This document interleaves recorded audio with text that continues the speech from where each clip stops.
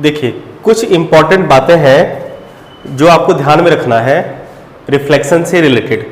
इससे पहले हम लोगों ने ये देखा कि रिफ्लेक्शन कौन सी फिनोमिना होती है और कितने तरह के हो सकते हैं, डिपेंड्स अपॉन देयर सरफेस।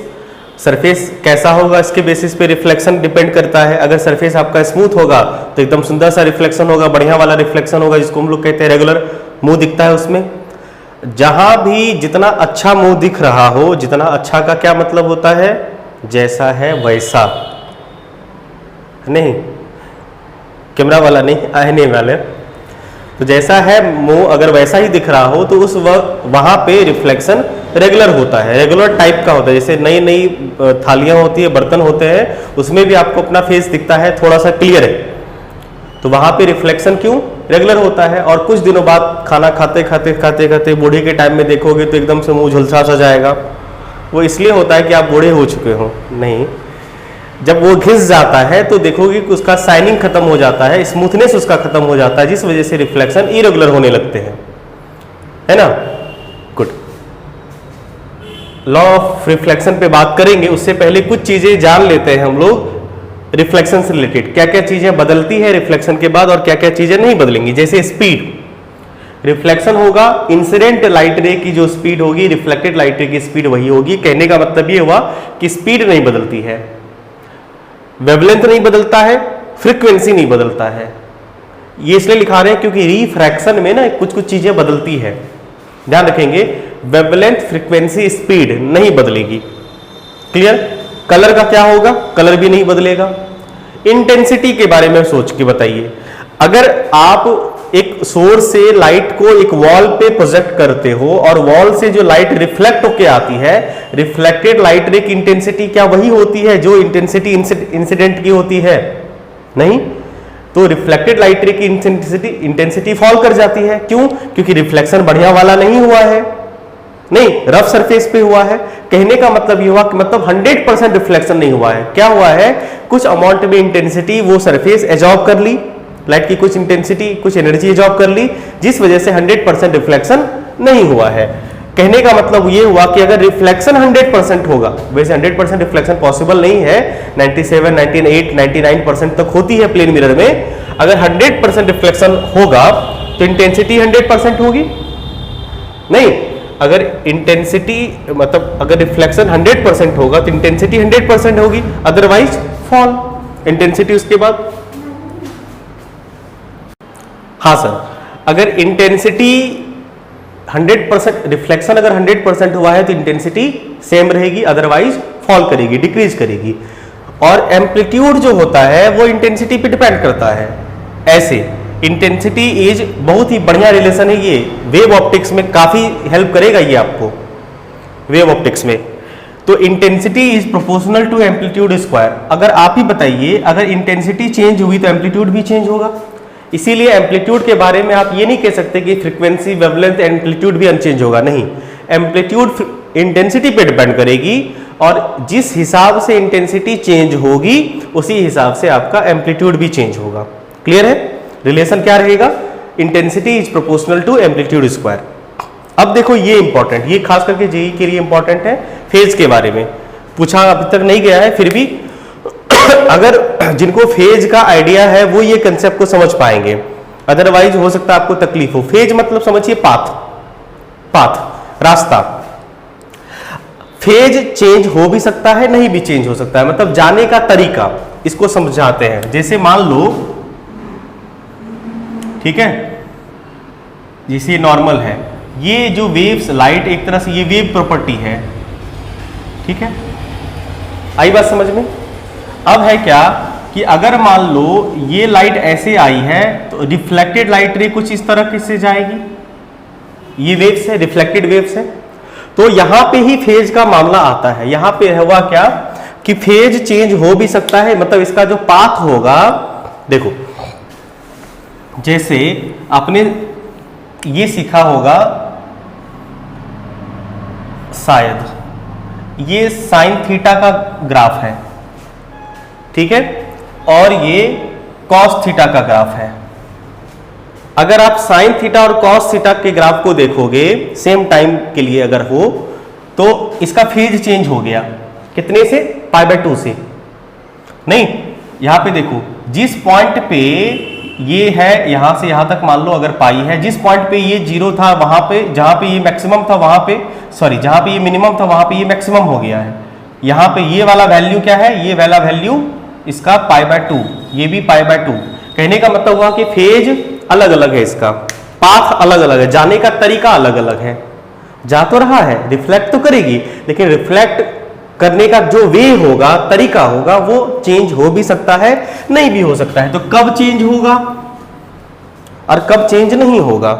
अगर हमारे पास जो बाउंड्री है, सरफेस है, वो रिजिड होगा, हार्ड सरफेस हो, या सामने वाला मीडियम डेंसर हो।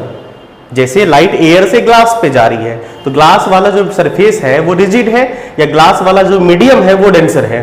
ठीक है, उस केस में क्या होता है कि फेज चेंज होता है पाई से, फेज पलट जाता है पाई से।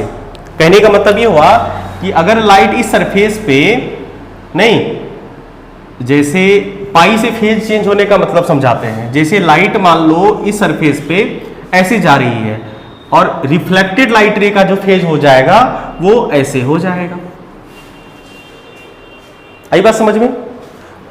इंसिडेंट लाइट रे का फेज ऐसा और रिफ्लेक्टेड लाइट रे का फेज ऐसा होगा। तो फेज चेंज होगा किससे? पाई से। कब? तब होगा जब सरफेस हमारा रिजिड होगा या मीडियम हमारी डेंसर होगी। डेंसर मीडियम पता है ना, जिस मीडियम में लाइट की स्पीड फॉल कर जाती है। और रिफ्लेक्शन अगर फ्लेक्सिबल बाउंड्री पे होगी, फ्लेक्सिबल बाउंड्री मतलब आप ये समझ लीजिए सामने वाला मीडियम क्या हो, रेयर हो, तो उस वक्त फेज चेंज नहीं होता। ये चीजें आप याद रख सकते हैं, काफी यूजफुल कंसेप्ट है। मैं भी समझ पाए हूं? क्लियर है? समझ पाए? साफ कर दें इसे? ठीक है। देखो, अगर लाइट किसी सरफेस पे फॉल करे, ठीक है ना,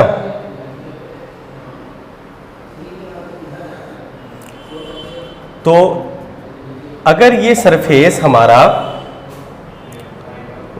किधर है, ठीक है, मान लेते हैं ये सरफेस जो प्लेन मिरर है या मिरर है, ये किस प्लेन में है? मान लेते हैं ये प्लेन है आपका YZ, मान लेते हैं YZ प्लेन में है, ये आपका YZ प्लेन में है। कौन? मिरर। ठीक है, लाइट इंसिडेंट हुई,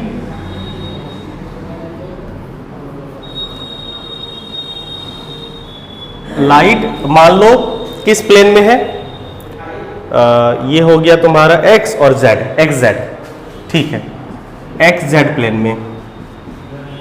ठीक है, इंसिडेंट रे XZ प्लेन में है अगर, तो रिफ्लेक्टेड रे भी XZ प्लेन में ही होना चाहिए, XZ प्लेन, और नॉर्मल भी XZ प्लेन में ही होता है रिफ्लेक्शन के लिए। समझ पाए? Incident ray, reflected ray and the normal all are same plane का मतलब समझ में आया बाबू? जैसे ये मिरर है अगर, तो इंसिडेंट रे इस प्लेन में इंसिडेंट रे है ना, रिफ्लेक्टेड रे भी इसी प्लेन में होगी, इस वाली प्लेन में होगी, और नॉर्मल भी इसी प्लेन में होगा। ये मिरर वाला प्लेन नहीं, ये वाला प्लेन, जिस प्लेन में इंसिडेंट रे, उसी प्लेन में रिफ्लेक्टेड रे, और उसी प्लेन में नॉर्मल, तो तीनों को प्लेनर होंगे, तीनों का प्लेन सेम होगा। और दूसरा लॉ क्या कहता है कि ऑलवेज, हमेशा, जितने एंगल से लाइट इंसिडेंट होगी उतने एंगल से लाइट रिफ्लेक्ट भी करती है। Angle of incidence is always to angle of reflection. समझ पाए? Angle of incidence is equal to angle of reflection. Clear है? Very good. देखिए, इसका ये मतलब हुआ कि अगर आपसे कोई पूछे कि सर ये हमारा प्लेन मिरर है, ठीक है, और लाइट रे 30 डिग्री एंगल से इंसिडेंट होती है,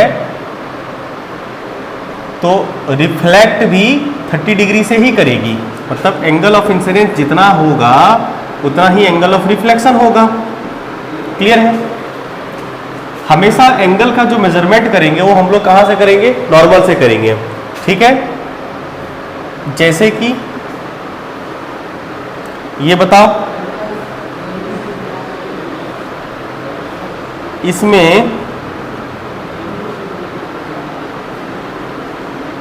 इसमें एंगल ऑफ रिफ्लेक्शन कितना है, एंगल ऑफ रिफ्लेक्शन कितना है, 50 डिग्री। क्योंकि देखो ये टोटल 90 होता है ना, ये नॉर्मल है और ये इंसिडेंट रे है। ये जो एंगल है इंसिडेंट रे और सरफेस के बीच का है, हमको तो एंगल ऑफ इंसिडेंस चाहिए ना, वो तो ये वाला होगा। और ये कितना हो जाएगा, 50 डिग्री।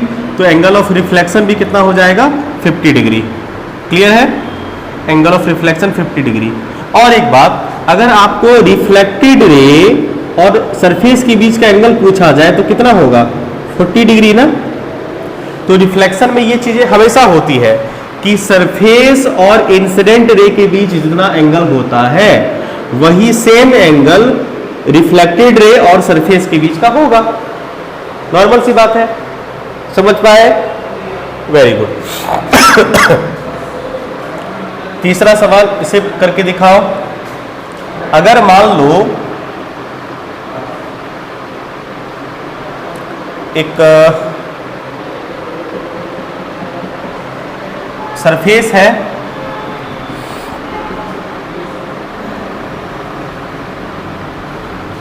ठीक है,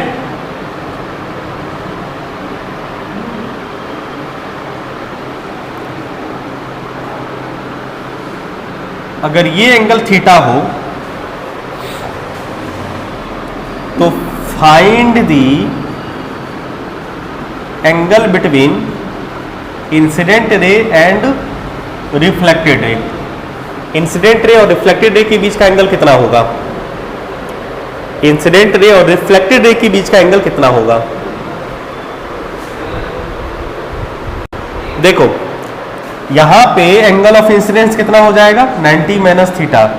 क्लियर है, ये वाला एंगल 90 माइनस थीटा और ये वाला भी r, तो i और r दोनों सेम हो जाएगा। तो ये हमें पूछा है इन दोनों के बीच का एंगल, तो दोनों को प्लस कर देंगे, मतलब एंगल बिटवीन इतना क्या हो जाएगा, ट्वाइस ऑफ 90 माइनस थीटा, मतलब 180 माइनस 2 थीटा। ठीक है, चलिए बहुत सुंदर, आगे बात करते हैं। देखो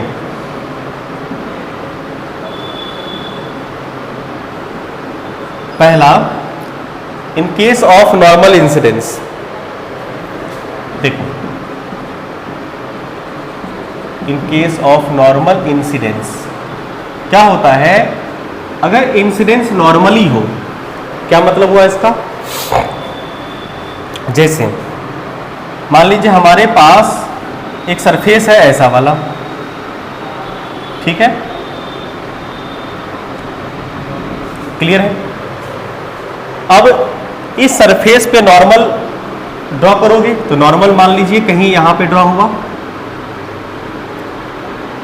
नॉर्मल होगा ना, एकदम सेंटर से मिलेगा ये वाला लाइन, तो नॉर्मल होगा सरफेस के परपेंडिकुलर, ये नॉर्मल हो गया, मतलब यहीं पे पॉइंट ऑफ इंसिडेंस है हमारा।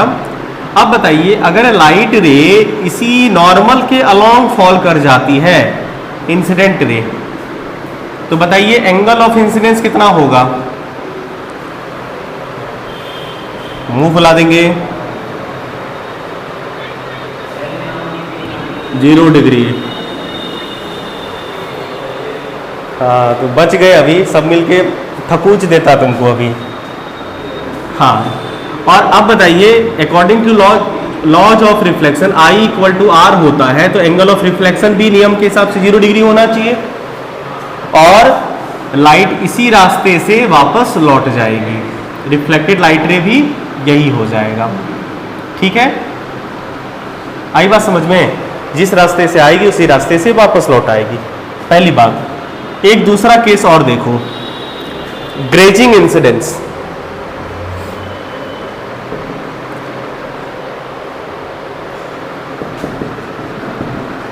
ग्रेजिंग इंसिडेंस ये क्या होता है इसे समझो।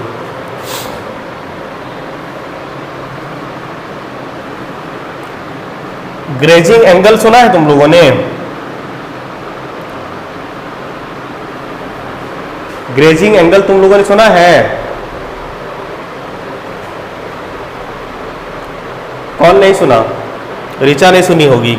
अभिषेक तुम सुना है था बाबू?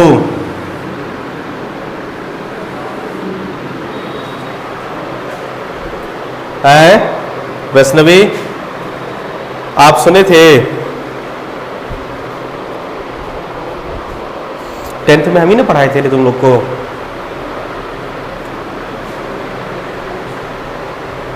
अरे बकलास, ये सरफेस होता था और the angle between surface and, हाँ the angle between surface and incident या सरफेस एंड रिफ्लेक्टेड को ग्रेजिंग एंगल कहते हैं। तब बताए थे ना। चलो ये ग्रेजिंग इंसिडेंस का क्या मतलब है इसे समझो। जैसे मान लीजिए हमारे पास ये सरफेस है, ठीक है। अब नॉर्मल मान लो हमने यहां पे पॉइंट ऑफ इंसिडेंस कंसीडर किया है, तो नॉर्मल यहां पे प्लॉट कर दिए नॉर्मल। अब अगर लाइट, ध्यान से सुनो, लाइट अगर टेंजेंट के जैसा फॉल करे, मतलब इस लाइट रे अगर इसके सरफेस पे एकदम जस्ट टच करे, इंसिडेंट हो, तो बताइए लाइट किधर जाएगी? नहीं पता, कोई बात नहीं। एंगल ऑफ इंसिडेंस बताओ, अब की बार बताओ पल्लवी, एंगल ऑफ इंसिडेंस। सही सही, मौका मिला है प्रश्चित करने का। कितना? चलो पाप धुल गया तुम्हारा। 90 डिग्री एंगल ऑफ, हाँ। तो अब बताओ लाइट रे किधर जाएगी? लाइट रे इधर जाएगी, एकदम छूते हुए वापस जाती है। आपको पता है यहाँ पे कंफ्यूजन क्या होता है बच्चों को? बहुत सारे लोग ये कहते हैं कि सर यहाँ पे ना रिफ्लेक्शन नहीं हुआ है, लाइट छू के निकल गई है। बाबू रिफ्लेक्शन हुआ है। क्या तुम बोलोगे कि लाइट रिफ्लेक्ट नहीं कर रही है? देखो ना, एंगल ऑफ रिफ्लेक्शन भी तो 90 डिग्री है। क्या लाइट रिफ्लेक्ट नहीं करी है? तो ये कभी मत कहना कि ये छू के निकल गई ना, भाई ना, रिफ्लेक्ट करके निकली है। I R equal to R. ये कंफ्यूजन बना रहता है ना बच्चों में कि टॉर्च जलाए सर सीधा छू के निकल गई इस पॉइंट पे, ना भाई ना, रिफ्लेक्शन हुआ है। देखो, समझ पाए? समझ पाए? Very good. देखो हमारे पास एक प्लेन मिरर है,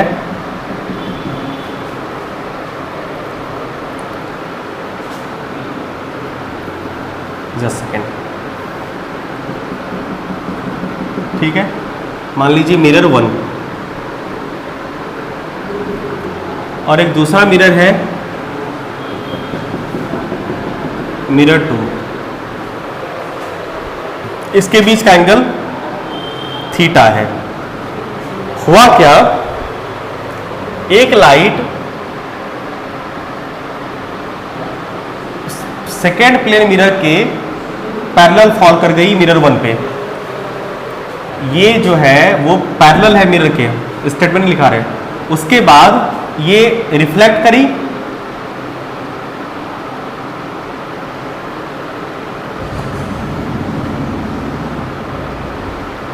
और रिफ्लेक्ट करके कुछ इस तरीके से गई कि पहले वाले मिरर के पैरेलल हो।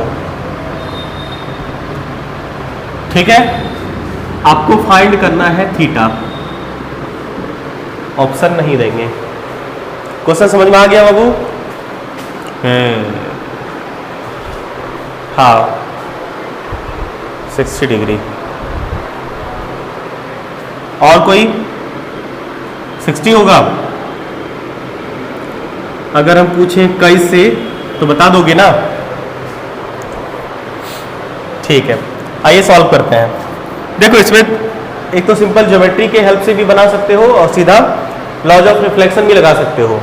आप ये बताइए, ये इंसिडेंट रे है और ये रिफ्लेक्टेड रे है, और अभी अभी हमने ये सीखा है कि ये एंगल जितना होता है सरफेस और इंसिडेंट रे के बीच, वो सेम एंगल किसके बीच, सरफेस और रिफ्लेक्टेड रे के बीच होता है। ये तो हमने सीखा ही है।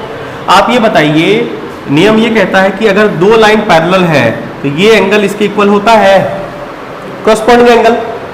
बिल्कुल। तो देखो ये वाला लाइन और ये वाला लाइन पैरेलल है, तो ये एंगल अगर थीटा है तो ये भी थीटा होगा, और ये एंगल इसके इक्वल होता है तो ये एंगल भी थीटा होगा। सिमिलरली अगर अब इस लाइट रे को देखो तो ये इंसिडेंट लाइट रे और ये रिफ्लेक्टेड लाइट रे, तो ये वाला एंगल और ये वाला एंगल सेम होगा। अब बताइए अगर लाइट रे पैरेलल हो तो ये वाला एंगल इस वाले एंगल के बराबर होता है।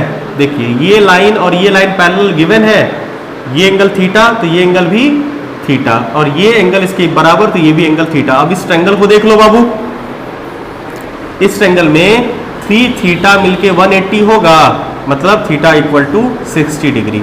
समझ पाए? समझ पाए? ठीक है, क्लियर है, पक्का? ठीक है।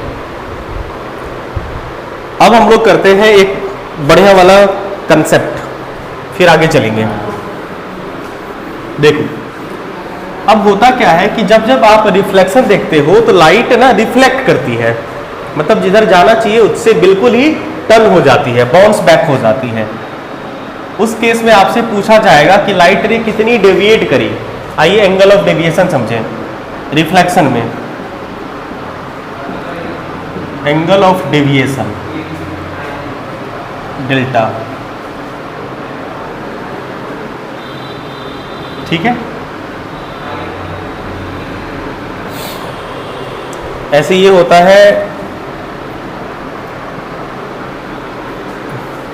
पाई माइनस 2i, हाँ ये होता है पाई माइनस 2i या 2r।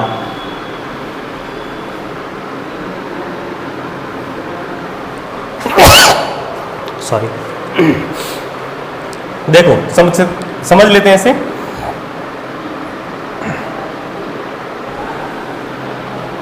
ये मान लो मिरर है हमारे पास, ठीक है। लाइट इंसिडेंट हुई, अब लाइट का ये है एक्चुअल पाथ। अगर लाइट डेविएट नहीं करती तो लाइट ऐसे नहीं जाती, बोलो। अगर लाइट डेविएट नहीं करती, लाइट को तो इसी पाथ को फॉलो करना होता, परंतु लाइट रिफ्लेक्ट कर गई है, ठीक है, I इक्वल टू आर से, कोई दिक्कत नहीं। अब हमसे ये पूछा गया है कि आप ये बताइए कि डेविएट कितनी करी। तो देखो एंगल ऑफ डेविएशन क्या होगा, जिधर जाना चाहिए था उधर ना जाके जिधर गया।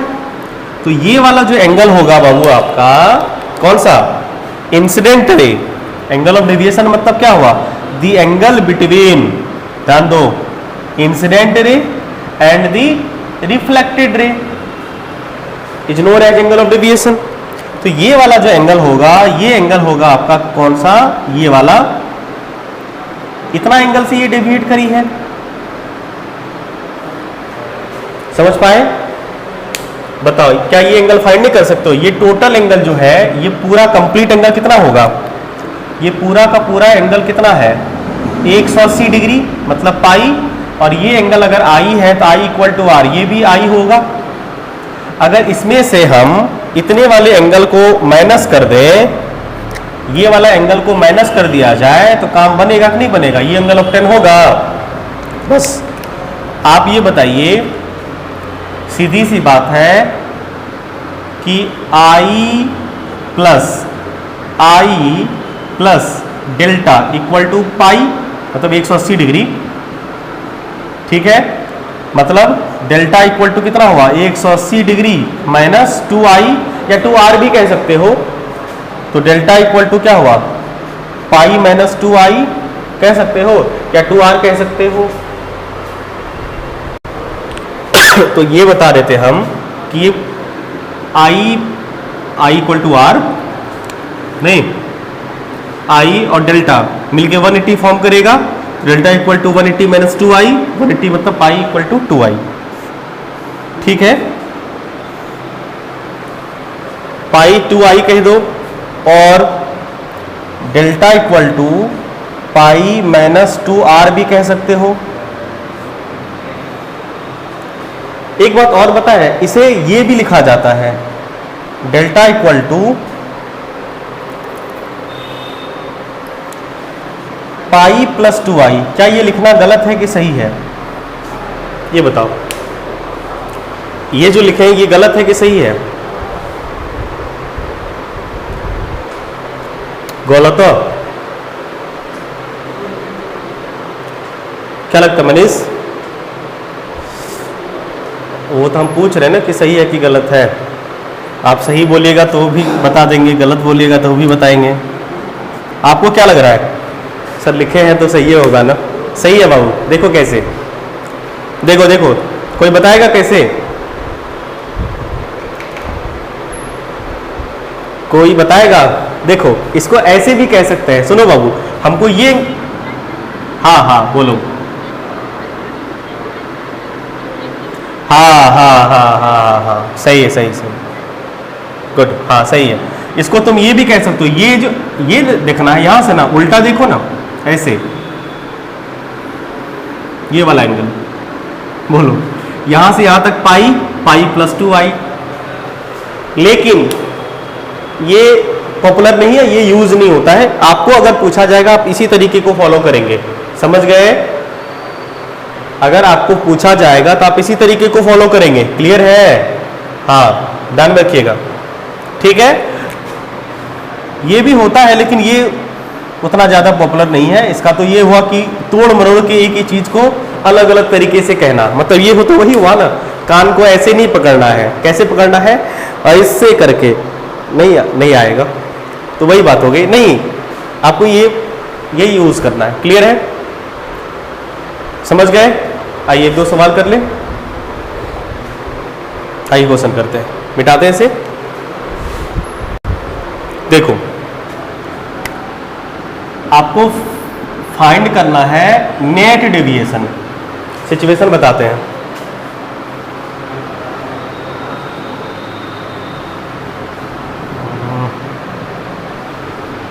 ये एक मिरर है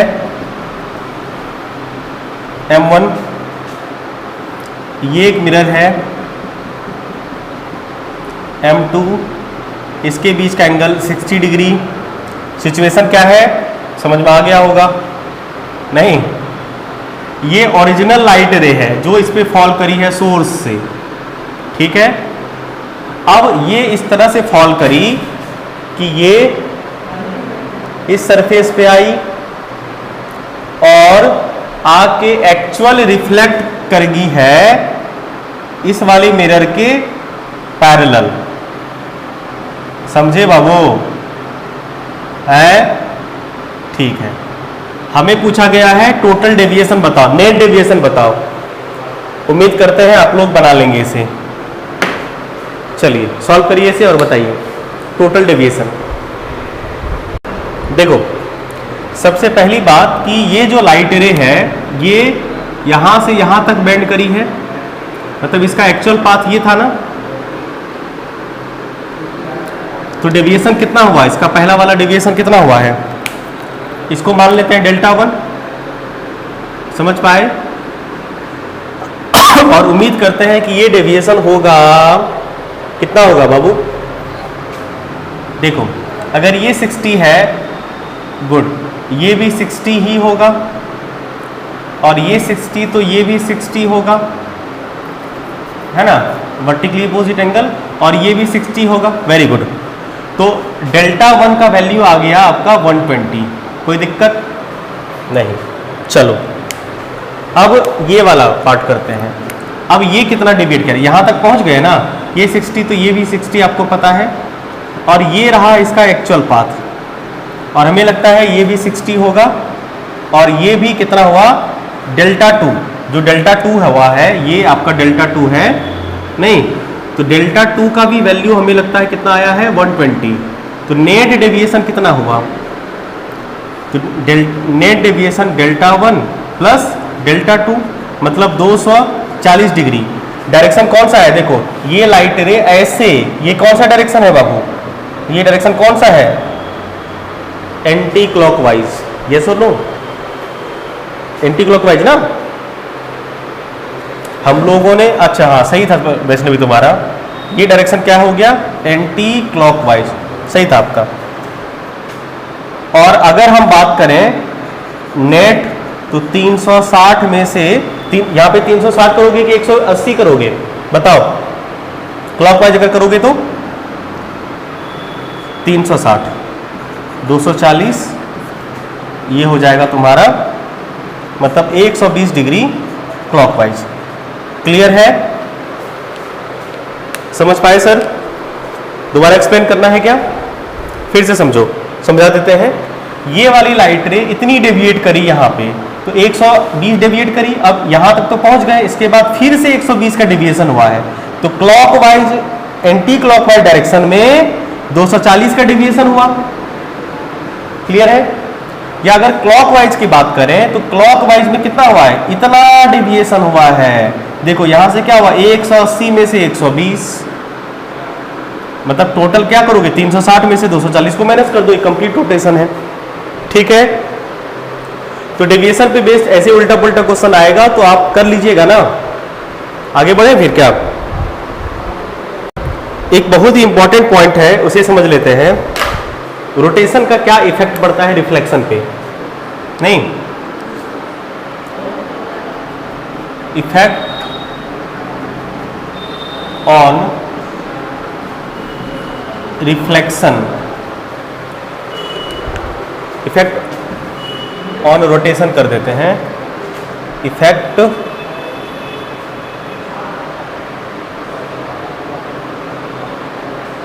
ऑन रोटेशन ऑफ, देखो हम लोग दो तरीके से करेंगे इसमें। एक होगा इंसिडेंट रे को रोटेट करने से क्या चीजें बदलती है, और एक मिरर को रोटेट करने पे क्या चीजें बदलती है। ठीक है? पहले हम लोग इंसिडेंट रे को करते हैं, ध्यान से समझिएगा बाबू।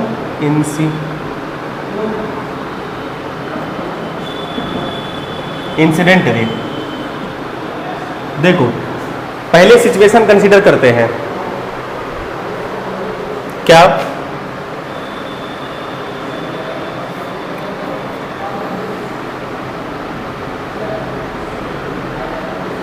ये मान लीजिए मिरर है, ठीक है? अभी लाइट रे ये इंसिडेंट करी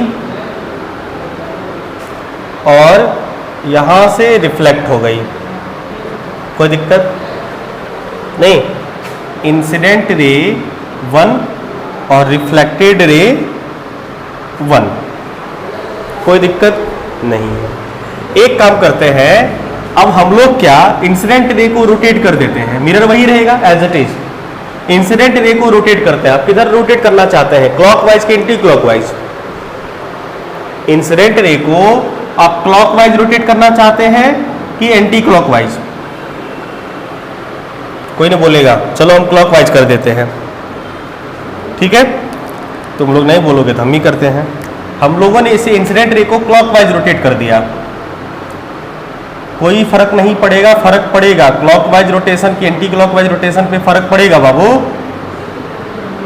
ठीक है? सेंस ऑफ रोटेशन बदलेगा ना, डिपेंड करेगा। तो हमने रोटेशन किधर करा है? क्लॉकवाइज करा है, इंसिडेंट रे।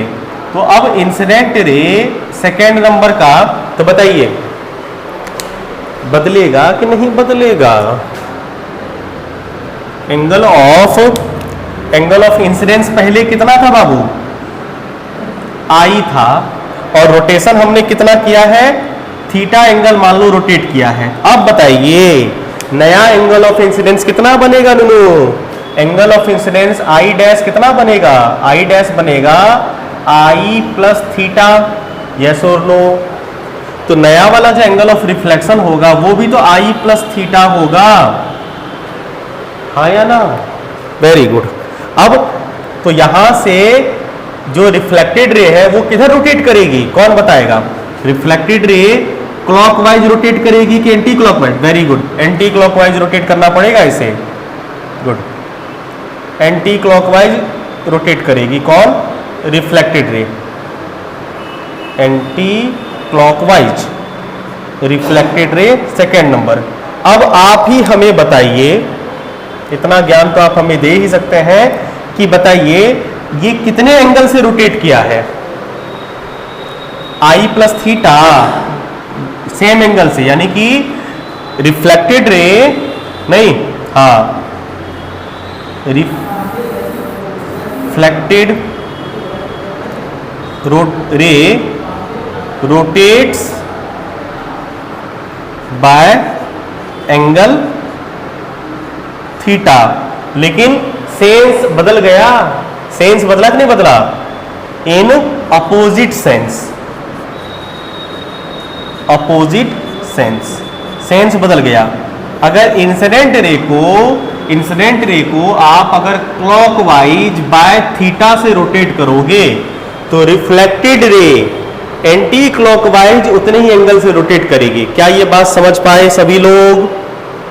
अगर हाँ तो बहुत सुंदर, ना तो उससे भी ज्यादा सुंदर। ना तो पूछिए, ना नहीं पूछेंगे, ठीक है, मत पूछिए। अगला देखते हैं, मिरर के रोटेशन पे क्या इफेक्ट पड़ता है।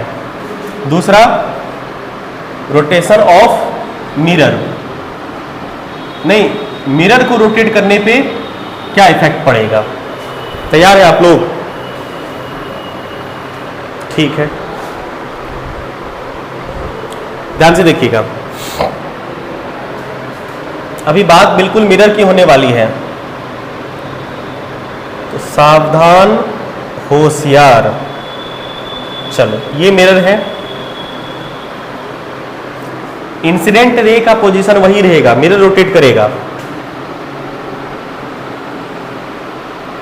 ये है इंसिडेंट रे, और इसके अकॉर्डिंग रिफ्लेक्टेड रे भी यही रहेगी अभी तत्काल। क्या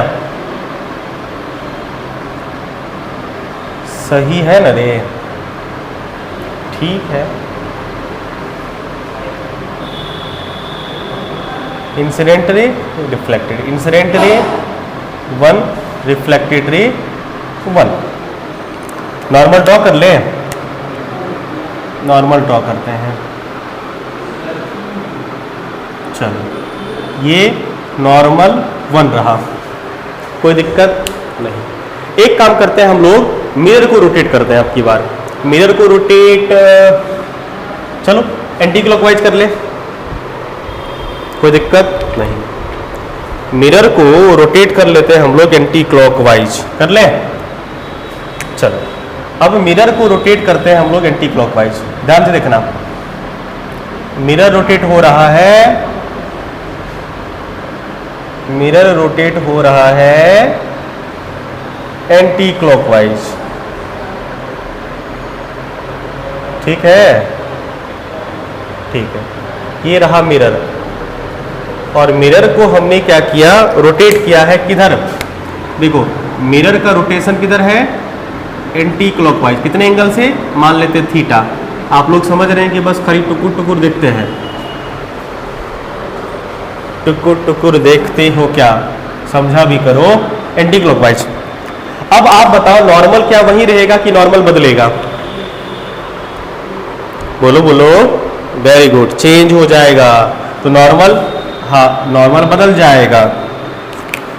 सबको एक ना एक दिन बदलना है, आज न कल इसे बदलना ही था, बदल गया। अब नया वाला नॉर्मल कहाँ होगा? सरफेस के परपेंडिकुलर नहीं, मान लेते हैं नया वाला नॉर्मल यहां पे कहीं होगा। आप एक बात बताओ बाबू, एक बात हमें बताएंगे, नॉर्मल कितने एंगल से रोटेट करेगा? जितने एंगल से मिरर रोटेट करेगा। भाई मिरर थीटा से, तो नॉर्मल भी तो थीटा ही ना। हाँ, नॉर्मल भी कितने एंगल से रोटेट किया है? थीटा। अब एंगल ऑफ इंसिडेंस क्या हुआ? देखो, पहले एंगल ऑफ इंसिडेंस कितना था? पहले एंगल ऑफ इंसिडेंस आई था। अब कोई बताओगे हमें कि अब एंगल ऑफ इंसिडेंस कितना हो जाएगा, incident ray and the normal, ये ना, गुड। एंगल ऑफ इंसिडेंस नया वाला क्या हो जाएगा, आई प्लस थीटा, आई प्लस थीटा, वेरी गुड। तो एंगल ऑफ रिफ्लेक्शन नियम के हिसाब से कितना होना चाहिए, आई प्लस थीटा, वेरी गुड। तो बताइए अब रिफ्लेक्टेड रे को किधर रोटेट होना पड़ेगा, ये थी, हाँ नहीं बाबू, नॉर्मल यहां ना है, इसको ये नॉर्मल से एंगल है रिफ्लेक्टेड रे का, इसको ज्यादा एंगल बनाना पड़ेगा अब, क्योंकि देखो ये वाला जो एंगल आई था, अब देखो कहाँ गया, हाँ ये वाला, ये एंगल इंसिडेंट रे, और ये वाला जो एंगल था, ये वाला एंगल आई था ना, अब इसको थीटा एंगल और रोटेट होना पड़ेगा, क्योंकि एंगल ऑफ रिफ्लेक्शन जो बनेगा वो आई प्लस थीटा होगा, जिसको इधर रोटेट करना पड़ेगा ना, समझ पाए। मतलब अब जो रिफ्लेक्टेड रे होगा वो किधर रोटेट करेगा, इसी डायरेक्शन में, क्लॉकवाइज डायरेक्शन में, मैं सॉरी हाँ anti clockwise, sorry anti clockwise बोले तो। अब क्या होगा, अब एंगल ऑफ रिफ्लेक्शन यानी रिफ्लेक्टेड रे को ये R2 को कितना और रोटेट होना पड़ेगा, थीटा एंगल और रोटेट होना पड़ेगा। तो आप हमें ये बताइए रिफ्लेक्टेड लाइट रे कितना रोटेट करी है, थीटा, रिफ्लेक्टेड लाइट रे कितना रोटेट करी है, कितना oh, reflected light ray theta rotate करी है। देखो ध्यान से, देखो आप ये बताइए एंगल ऑफ इंसिडेंस जो होगा नया वाला वो तो आई प्लस थीटा होगा, नो डाउट। अब एंगल ऑफ रिफ्लेक्शन को भी आई प्लस थीटा होना पड़ेगा। अब बताइए ये नया वाला नॉर्मल है ना, तो नया वाला एंगल तो नॉर्मल से मेजर करोगे ना, तो नॉर्मल से रिफ्लेक्टेड लाइट रे के बीच का एंगल कितना होना चाहिए बाबू, नॉर्मल से रिफ्लेक्टेड लाइट रे के बीच का एंगल कितना होना चाहिए, आई प्लस थीटा। हाँ वेरी गुड, ये वैल्यू अगर आई प्लस थीटा हो तो हमें ये एंगल निकालना है ना, ये ना एंगल एक्स निकालना है। एक्स कितना होगा बताइए, तो एक्स इक्वल टू फाइंड करो, तो टोटल एंगल कितना है यहां से यहां तक कितना होना चाहिए, आई प्लस थीटा, और ये वाला एंगल कितना है, अगर इस टोटल एंगल में से हाई छोटका वाला एंगल को माइनस कर दोगे तो ये एंगल आएगा कि नहीं आएगा, तो ये वाला एंगल कितना है, माइनस आई माइनस थीटा। बोलो कोई दिक्कत बाबू नहीं। देखो आई से आई उड़ गया और x इक्वल टू 2 थीटा आया। कहने का मतलब ये हुआ कि रिफ्लेक्टेड रे कितने एंगल से रोटेट करेगी, 2 थीटा से रोटेट करेगी। समझे ray no. Therefore reflected ray rotates by angle 2 theta. Sense क्या रहेगा, same, clockwise, in same sense. समझ पाए, बोलो एक बार फिर से बता देते हैं। देखो पहले इंसिडेंट रे थी, रिफ्लेक्टेड रे थी और ये नॉर्मल था, तो इंसिडेंट रे और नॉर्मल के बीच का एंगल ऑफ इंसिडेंस था। अब मिरर को हमने क्या किया, थीटा एंगल से एंटी क्लॉकवाइज रोटेट किया, तो नॉर्मल भी भाग जाएगा ना थीटा एंगल से, तो अब नॉर्मल भी थीटा एंगल से भाग जाएगा। मतलब अब इंसिडेंट रे और नॉर्मल के बीच का एंगल हो गया कितना आपका, आई प्लस थीटा। Very good. तो नियम ये कहता है कि नया वाला जो रिफ्लेक्टेड लाइट रे होगी, नॉर्मल और रिफ्लेक्टेड लाइट रे के बीच का एंगल भी कितना होना चाहिए, आई प्लस थीटा होना चाहिए। अब हमें ये पता करना है कि रिफ्लेक्टेड लाइट रे यहां से यहां कितना शिफ्ट करी है। मान लेते हैं x शिफ्ट करी है, तो हम इस टोटल एंगल में से हाई छोटका वाला एंगल को अगर माइनस कर देंगे काम बन जाएगा। अभी छोटका वाला एंगल कैसे होगा, ये पूरा का पूरा आई है और ये थीटा है, तो ये छोटका वाला एंगल आई माइनस थीटा होगा। बस टोटल एंगल है आई प्लस थीटा, उसमें से आई माइनस थीटा को माइनस करिएगा तो 2 थीटा आएगा। मतलब x का वैल्यू कितना आ जाएगा, 2 थीटा। मतलब रिफ्लेक्टेड लाइट रे, मिरर को थीटा एंगल से रोटेट करने पे रिफ्लेक्टेड लाइट रे 2 थीटा से रोटेट हो जाती है उसी डायरेक्शन में। अगर मिरर एंटी क्लॉकवाइज रोटेट किया है तो रिफ्लेक्टेड लाइट रे भी एंटी क्लॉकवाइज ही रोटेट करेगी, लेकिन अगर इंसिडेंट रे को आप थीटा एंगल से रोटेट करोगे तो reflected light ray theta angle से ही रोटेट करेगी अपोजिट सेंस में। क्लियर है ये वाली बात? ठीक है, इसमें किसी को कोई डाउट तो पूछो, नहीं तो आज की सभा करते हैं यहीं पे समाप्त। मिलते हैं कल, हम लोग इसी कंसेप्ट को कंटिन्यू करेंगे। धन्यवाद।